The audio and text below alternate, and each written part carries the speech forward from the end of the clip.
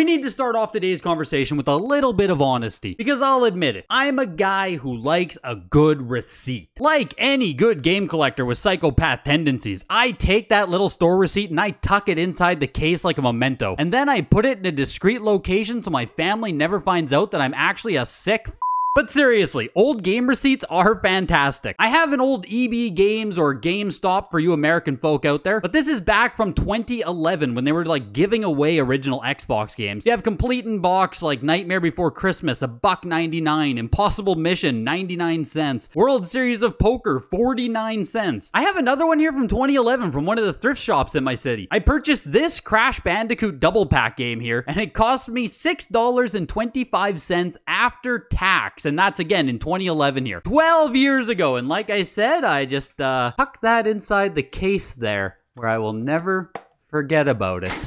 But what we're going to talk about today goes a little bit beyond this, and it doesn't really have that personal nostalgia factor because it's just kind of, I don't know. Just say thank you to every single patron who helps support the channel, as well as the YouTube members. I can't do this without you guys. Hit the like button, and let's look at what someone paid $700 for. So here it is, the grail of all grails, ultra rare N64 Clay Fighter Sculptor's Cut Blockbuster Purchase Receipt. 710 Canadian dollars, or about 517 for the US folk out there. Now, there is no game included. There is no Sculptor's Cut included in this purchase. This is just for the receipt from Blockbuster Video, going back to, there has to be a year on here, right? Going back to 1999. That's the year there. 1999, March 14th, 1999, Sculptor's Cut was purchased from Blockbuster for $24.99. For anyone who doesn't know, Sculptor's Cut was a Blockbuster release. You can see here on the box, it even says make it a Blockbuster fight. This game was exclusively sold and rented out at Blockbuster video stores. And it was only actually sold to the public after Blockbuster stopped renting it out. So once it was done its natural rental life cycle, they would sell remaining copies. Back in the day, my family used to always buy X rentals because they were quite cheap. It was like you could buy used games at like really good prices. Now, I'll be honest with you guys, I am not receipt Jesus. I worked as a cashier for like 6 years, and I don't know if this is real or not. I saw a lot of people on Reddit saying it's fake because the ink is so sharp on it still. Like, there's barely any fading there, right? A lot of old receipts, if you look at them, they're going to be pretty faded. But I mean, my own receipts from like 2011, that's 10 years ago. I know this is from 1999, but my receipts from 12 years ago that have been kept safe basically don't show any fading. So as far as it being fake, I mean,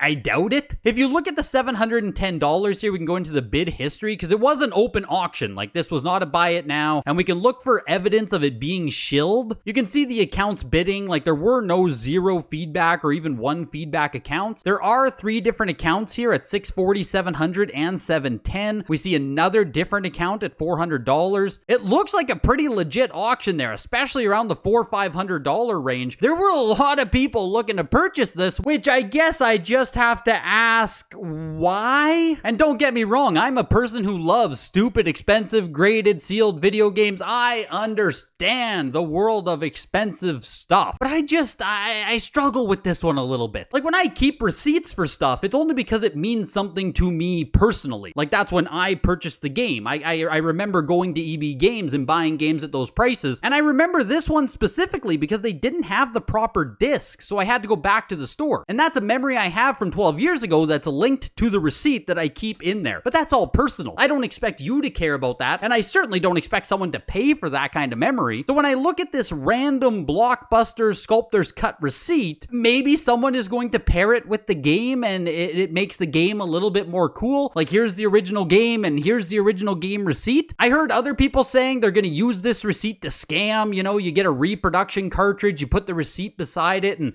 all of a sudden you can fool people into thinking it's real. But to be completely honest, the people who are purchasing reproduction cartridges, like, you don't need a receipt to scam those kind of people. They're gonna buy a reproduction cartridge whether you have a receipt or not. And anyone who knows how to identify a reproduction isn't gonna care about seeing this receipt. So I really don't think it's gonna be used to scam. I think it's just a really esoteric, and I use this lightly here, collector's item. But let me know what you guys think about this. Are receipts something that should have value? Game receipts, rare receipts? Is it possible to get a first edition base set booster box receipt? How much does the guy need to pay for that? Let me know your thoughts. Hit the like button before you go, and I will see you guys in the next video. Bye.